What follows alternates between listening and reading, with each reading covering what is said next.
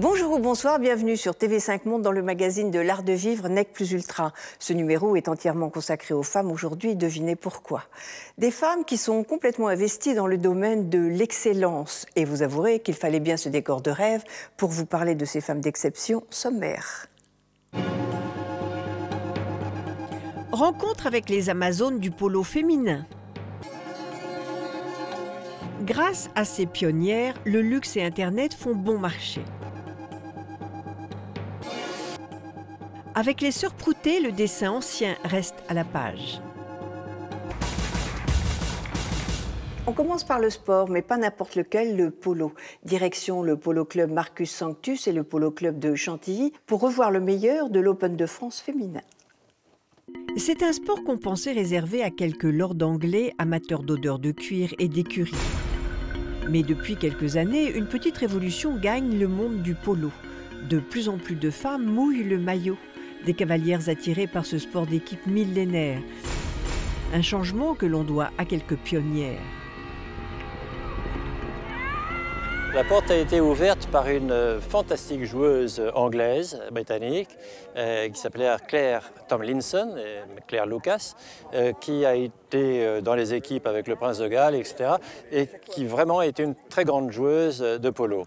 Et même dans un pays qui est assez misogyne, c'était étonnant de voir cette femme, mais elle avait tellement de talent que tout le monde reconnaissait ses qualités. Elle a ouvert donc la porte au polo féminin en Angleterre et en France. Nous avons eu une joueuse qui s'appelle Caroline Agnier, qui joue toujours, et qui est encore jeune, et qui était plein de talent et qui a joué à peu près dans tous les pays du monde, et qui est une des meilleures joueuses. Elle a été l'exemple pour beaucoup de femmes bonnes cavalières de se mettre au polo, et ça a été la porte ouverte au polo féminin. Alors le dernier passage, c'est Corinne Ricard qui a eu l'idée, elle passionnée de polo, de créer des grands matchs et des grands tournois uniquement féminins. Et c'est ce qui se réalise aujourd'hui avec l'Open de France. Une compétition qui réunit des joueuses du monde entier. Avant de jouer, on est très stressé.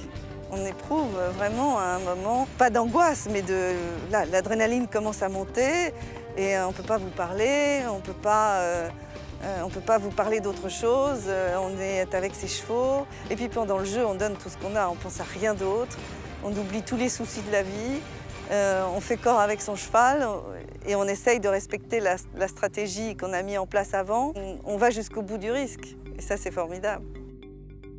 De véritables Amazones. Lors de ce tournoi en septembre dernier, 8 équipes se sont affrontées pendant 10 jours. Pour l'occasion, le polo club de Chantilly a pris des airs de garden party. C'est un sport complet qui mêle habileté équestre, goût du risque et esprit d'équipe.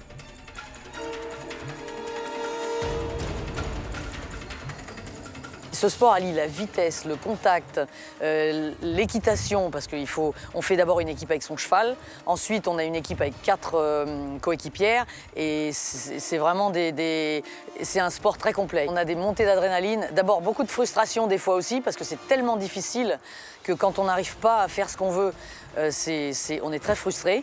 Mais quand on y arrive, c'est une explosion de joie interne qui est indescriptible. Pendant les matchs, les échanges rapides n'en restent pas moins très élégants.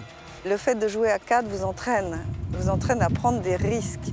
Et c'est vrai qu'on prend beaucoup plus de risques et on est presque un petit peu inconscient quand on est plusieurs et qu'il y a cette balle. La balle fascine tout le monde, fascine dans tous les sports, le football, le rugby, le tennis, le golf. Donc la balle amène à se surpasser. Venu d'Argentine, ce sport ne plaira pas aux machos. Sur un cheval, hommes et femmes sont égaux. L'avantage de ce sport, c'est on est à compétition égale avec les hommes, puisqu'on a le cheval qui nous sert de tampon un petit peu. Parce que c'est quand même un sport de contact. Et si on était juste l'homme contre la femme, évidemment, on perdrait tout le temps les marquages. Mais là, il y a un cheval entre nous deux. Donc si on est un peu maligne et qu'on arrive à bien diriger son cheval, on arrive à faire la même chose. Il nous manque un peu la force physique de la frappe de balle, mais quand on a un beau geste et un beau swing, on n'a pas de raison de l'envoyer moins loin qu'un homme. Le polo est encore peu connu du grand public, c'est dommage. Trop élitiste, diront certains. Les marques de luxe n'hésitent pourtant pas à sponsoriser le sport des rois. Pour ce tournoi, c'est un joaillier qui offre ses prix.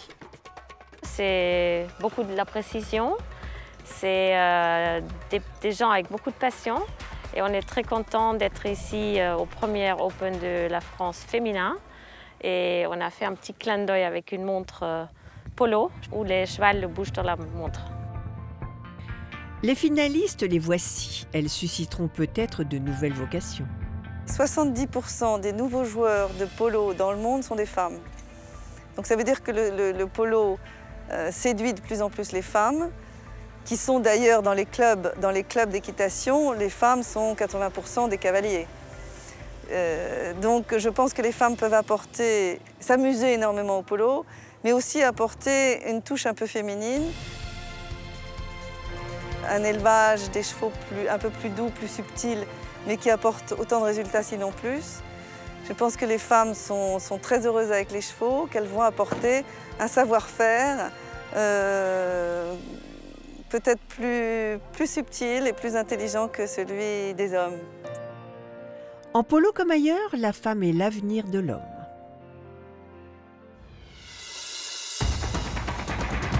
Elle a en commun avec le magazine Nec Plus Ultra un sens aigu de la qualité. Elle l'exprime via Luxe Magazine qu'elle a créé et qu'elle dirige sur Internet. Comment ça marche? Je vous présente Katia Pellegrino. C'est une des nouvelles vitrines du luxe Internet. Katia Pellegrino a été une des premières à investir la toile. Après 7 ans dans le monde de la haute couture, une solide expérience en communication, elle a créé le site Luxe Magazine. Sa conviction dans le monde du luxe, le net va devenir branché. Il y a à peu près une dizaine d'années, lorsqu'il y a eu la bulle Internet, j'ai vu arriver ce nouveau vecteur de communication qui était quand même, qui allait devenir incontournable, et je le savais. Et je me suis dit, il faut que j'en fasse partie. Donc, à partir de là, j'ai commencé à réfléchir. J'ai vu qu'il n'y avait rien dans le domaine du luxe. Et je peux vraiment affirmer que nous avons été le premier magazine de luxe sur Internet qui s'est créé à l'époque. Évidemment, j'avais demandé aussi également à mon époux, qui est dans l'informatique, ce qu'il en pensait. Il m'avait dit, écoute, vas-y, banco, lance-toi. Et quelque part, je savais qu'on ne pouvait pas revenir en arrière. C'était un champ des possibles extraordinaire. L'évolution de la communication lui a donné raison. Luxe avec Internet, oui, ce n'est pas incompatible. C'est un champ des possibles qui va permettre, au contraire, de faire mieux connaître les marques, de leur permettre peut-être aussi de montrer leur savoir-faire, de pouvoir sensibiliser également certains lecteurs, certains clients qui veulent en savoir plus. Les marques ont longtemps snobé le net de peur que quelques clics leur donnent une image en toc. C'est vrai qu'au départ, des maisons, comme vous citez, comme Chanel, comme Dior, étaient très réticentes, pensaient que leurs produits devaient rester inaccessibles, mystérieux. Et puis à l'époque, il ne faut pas oublier non plus que le luxe, on avait besoin du luxe et on avait besoin, les personnes qui achetaient du luxe avaient besoin d'une reconnaissance sociale. Donc on allait dans la boutique, ce qu'on continue à faire bien évidemment, mais il n'y avait que ce biais-là. Alors que maintenant, le luxe, avec ce type de marque, ça vous permet déjà d'avoir des vitrines interactives qui permettent de faire réagir le client. Par exemple, si vous prenez l'exemple de Vacheron, il a créé un club des connaisseurs et club des amateurs. Ça lui permet de réagir aussi en fonction de ce que vont lui dire ses clients. Donc d'ajuster, c'est un marketing relationnel et un outil incroyable. Rencontre avec des créateurs et des artisans et des voyages. Le site explore le monde du luxe dans sa totalité. Katia Pellegrino aime partager ses coups de cœur. Dans les articles, ce qui est très important pour nous, surtout, c'est de pouvoir mettre en avant notre expérience aussi. De pouvoir dire, voilà, par exemple, si nous sommes allés dans un lieu, pouvoir raconter soit notre expérience, raconter notre sentiment, la sensibilité, l'atmosphère que nous y avons trouvée. Parce que je pense, encore une fois, qu'on a envie de faire rêver le lecteur, tout d'abord. Si on le fait rêver, on lui donne envie d'y aller. Donc je pense que ça, c'est l'atout principal, c'est de pouvoir parler de choses que l'on connaît. Et parallèlement à ça, il est clair que nous avons des articles qui sont des dossiers où on va donner des idées. Des idées, d'autres en ont pour développer le luxe sur Internet. Visite de Luxury Culture avec Martine Assouline. Je l'ai créé parce que le luxe ne correspondait plus à ce qu'on pensait, je veux dire, du luxe. Ça devenait très marchand et c'était très lié au prix. Alors, j'ai créé ce mot luxury culture parce que je considère que sans culture, on ne peut pas comprendre le luxe. Le luxe est pour elle un art de vivre. Le luxe, c'est la créativité. Et vous avez ici Window Shopping, Luxury Traveler, City Guide, Art Portfolio et Art Gallery. Le site doit être aussi chic qu'une boutique de l'avenue Montaigne. Alors, ce que j'aime faire, c'est raconter plein d'histoires avec différents formats.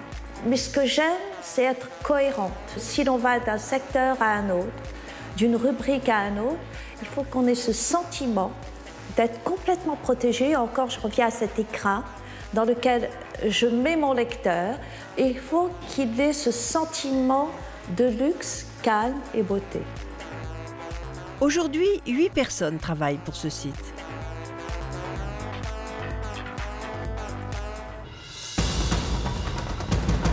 Ce sont deux sœurs qui nous accueillent maintenant, on adore leur histoire. Elles sont la 4e génération de marchands de dessins et d'estampes. On ne trouve dans la galerie Prouté que des raretés. Rencontres. À Paris, au cœur de Saint-Germain-des-Prés, une galerie aux allures de musée.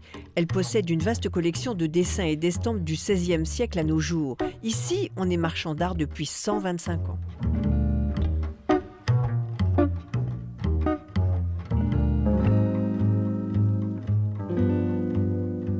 Mon père s'appelait Paul Prouté. C'est une sculpture qui a été faite dans les années 60. Son père est mort en 1918 par un éclat de la grosse Bertha pendant la guerre. Et notre grand-père a repris le flambeau. Mais finalement, ne s'entendant pas avec sa belle-mère et son demi-frère, il a préféré partir, quitter le 12 de la rue de Seine pour s'installer ici en 1920 au 74 rue de Seine. Une entreprise familiale. Papa avait un frère aussi, donc tous les deux ont été baignés aussi dans cet univers de la gravure. Notre oncle, lui, s'est dirigé plus vers le moderne, l'édition moderne, et notre père a continué à travailler avec son père. C'est donc naturellement que les deux sœurs ont repris la galerie. Nous passions régulièrement à la galerie, nous venions faire nos devoirs ici dans l'arrière-magasin. Et donc après des études d'histoire de l'art, donc jusqu'à la maîtrise, on a décidé que le mieux était quand même de travailler sur le terrain et qu'on voulait venir rejoindre la galerie. Elles ont même pu profiter quelques années de l'expérience de leur grand-père, décédé en 1981. Le grand-père était encore vivant quand il a su qu'on reprendrait également le flambeau, qu'on continuerait de travailler avec nos parents. Et on a travaillé d'ailleurs avec lui, c'était un puits de science et quelqu'un d'extraordinaire. Une mémoire absolument extraordinaire, encore à 94 ans, c'était formidable. Marchand, collectionneur, érudit, Paul Prouté a consacré sa vie au dessin. Curieux, il a refusé de se spécialiser. Je pense que ce que nous avons appris avec notre grand-père continue à être tout à fait essentiel et des façons de travailler rigoureuses qui se transmettent et qui perdurent, bien entendu. Essayer de trouver le plus de détails possible qui puissent aller dans le bon sens pour vous donner la meilleure information, la meilleure expertise possible. La documentation est essentielle, mais l'œil de chacun aussi compte beaucoup. Et capital. Plus réduit que celui de la peinture, le marché du dessin ancien a quand même bonne mine. Ces dernières années, les prix de certaines œuvres s'envolent, surtout s'il s'agit d'un artiste ou d'une époque qui a la cote. C'est le cas de la Renaissance italienne.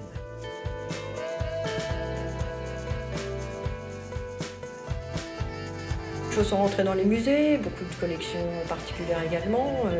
Alors il y a des choses qui circulent bien sûr, et puis il y a des choses qui reviennent sur le marché, des collections qui se vendent, qui se revendent, donc qui ont été formées chez nous, qui on a formé et qu'on peut parfois racheter avec grand bonheur.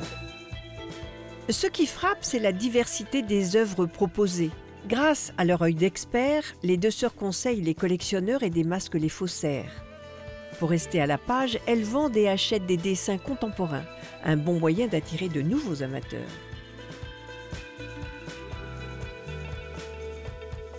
Le goût évolue, alors les fondamentaux restent évidemment, tout ce qui est de qualité, que ce soit du 15e ou du 19e ou du 20e, évidemment, il n'y a pas de raison de les voir différemment. Après, c'est plus sur le contemporain. On a, bien qu'il y ait toujours eu un peu de contemporain ici, on a quand même beaucoup, avec ma sœur, axé sur des artistes que nous suivons, des artistes que nous aimons beaucoup et que nous essayons de montrer à travers nos catalogues ou dans les salons, le salon d'estampes et du dessin par exemple, le salon du dessin bien entendu. Donc c'est vraiment, ça c'est un peu notre plaisir qui prend aussi du temps, qui est un peu, parfois presque un autre métier, mais qui nous donne beaucoup de plaisir, et d'aller dans les ateliers, d'échanger avec les artistes, un côté d'être vraiment dans son temps, alors qu'on peut faire aussi des choses si anciennes que nous faisons. On reste dans la réalité.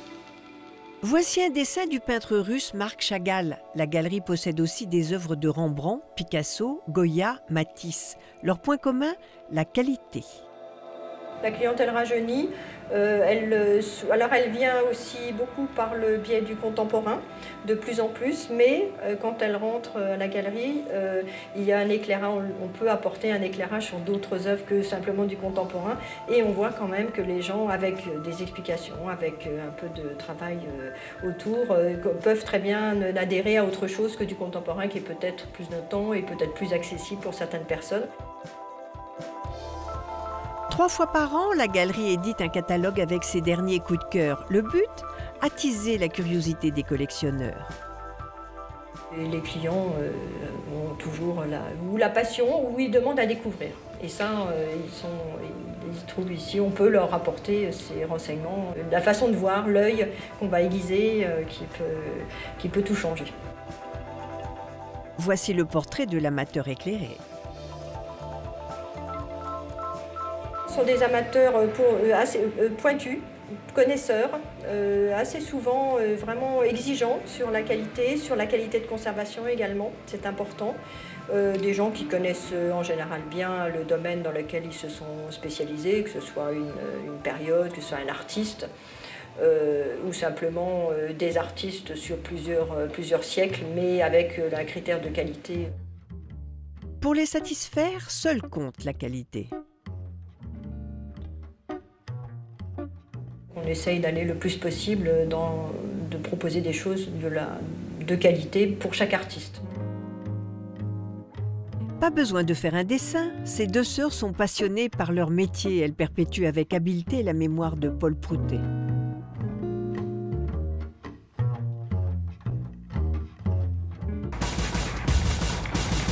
Nous visiterons cette exposition en détail plus tard. Merci de nous avoir suivis. Merci à Mathieu Lustrerie de nous avoir accueillis. Je vous retrouve la semaine prochaine, toujours sur TV5 Monde, sur tv5mondeplus.com ou sur notre page Facebook. En attendant, voici notre coup de cœur, puisque le luxe est une histoire de cœur. Au revoir. Au Liban, la mode fait du beau et du bien. Dans ce quartier de Beyrouth, l'association Saint-Vincent-de-Paul a créé un atelier de broderie. Il est lancé au milieu des années 1980, en pleine guerre civile. Des mères de famille dans le besoin viennent y apprendre un vrai métier. De fil en aiguille, l'entreprise emploie aujourd'hui une centaine de femmes. Elles sont brodeuses mains et machines, couturières, repasseuses, et perpétuent un savoir-faire unique qui peut rivaliser avec les plus grands noms de la broderie. Linge de maison, vêtements, lingerie, leur production est vendue dans les boutiques Mabrouk au Liban.